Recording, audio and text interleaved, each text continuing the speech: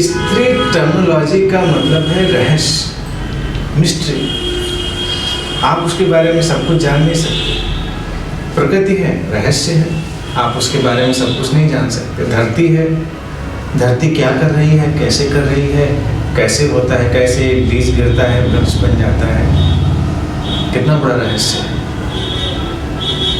स्त्री के अंदर एक संतान जन्म ले लेती है, कितना बड़ा रहस्य है। आज आप सारी साइंस जान लें तब भी आप उसको नहीं जान सकते, विज्ञान भी नहीं जानता क्यों होता है ऐसा, ऐसा क्यों होता है। इस क्यों का जवाब जब न मिले तो रहस्य। तो सवाल स्त्री पुरुष का हटाकर हमें देखना चाहिए स्ट्रैंड रहस्य, फेमिनिन मिस्ट्री। फेमिनिन मिस्ट्री का तात्पर्य यही है कि कुछ चीज़ें इतनी सूक्ष्म, इतनी गहरी हैं कि उन्हें अनुभव किया जा सकता है, उन्हें जाना नहीं जा सकता, उन्हें जानना संभव नहीं है। आप लोग भी जानने की जुगत में लगे रहते, कहाँ जान पाते हैं? स्त्रियों को कोई जान पाता है, लेकिन उल्टा है कि पुरुषों को भी स्त्रियाँ कहाँ जान पाती हैं। लेकिन वो चूंकि श्लोक में लिखा नहीं गया है, आपके श्लोक भी बड़े पॉलिटिकल हैं, क्योंकि सारे जो शास्त्र हैं वो पॉलिटिकल हैं, वो कोई स्पिरिचुअल नहीं है। तो उसमें स्त्रियों से पूछो तो कौन सा पुरुष को जान लेती हैं, वो भी उतनी बड़ा मिस्ट्री है।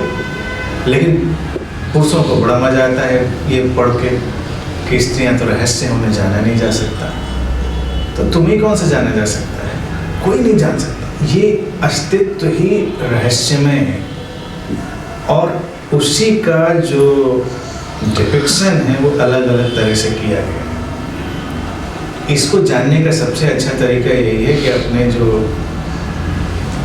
स्क्रिप्चर हैं उनसे बाहर होके देखें। स्क्रिप्चर्स के अगर चश्मे से देखेंगे तो सब गड्ढमट हो जाएगा, क्योंकि वहाँ स्त्रियों कोई जगह नहीं है और स्त्रीण रहस्य की भी जगह नहीं है। तो उनसे बाहर होकर ही देखेंगे तो सब सुंदर है, अच्छा है।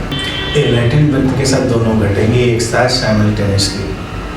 जो व्यक्ति अभी एनलाइटनमेंट में नहीं, उसके पास चॉइस रहेगी कि वो कलेक्टिव पेन को टच करे या कलेक्टिव जॉय को टच करे।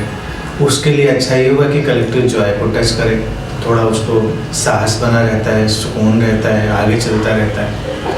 एनलाइटनमेंट इसीलिए सबसे डेंजरस थिंग है। एनलाइटनमेंट लोगों को लगता है कि एक बार हो जाए तो जॉय का हमको सर्टिफिकेट मिल जाएगा, लेकिन अब वो ऐसी अवस्था है कि दोनों तरफ के दरवाजे खुल गए हैं। ये तो कलेक्टिविटी है, कलेक्टिविटी, समग्रता, टोटलिटी। टोटलिटी में तो सारी चीज़ें एक साथ हैं। अब उनको आप कहाँ से हटाएंगे? अगर आप कहीं केवल जॉय तो पेन कहाँ जाएगा?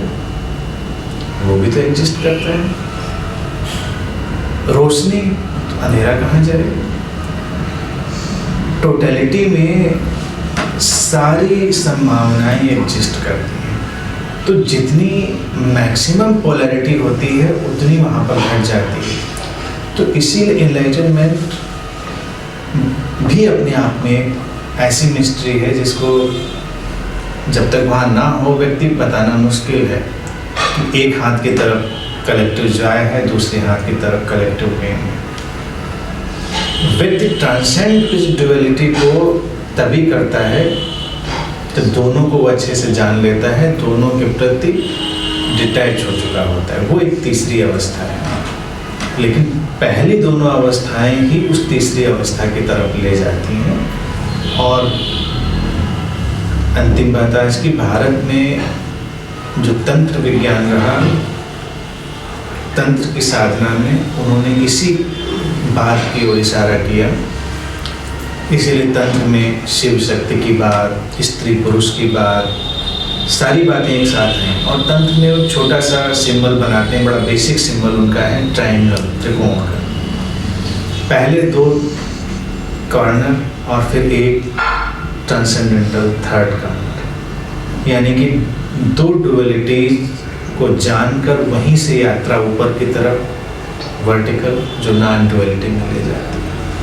दोनों डुअलिटी भी एग्जिस्ट कर रही हैं साथ में, लेकिन अब तीसरी संभावना भी पैदा हो गई है जो उसको ट्रांसेंड कर रही है। तो एनलाइटन पर्सन वही है जो दोनों डुअलिटीज के साथ खड़ा है, बिल्कुल बैलेंस में, लेकिन तीसरे कोण पर, थर्ड एंगल पर, जहाँ पर उसको ट्रांसेंड कर चुका है, वो नॉन डुअलिटी है।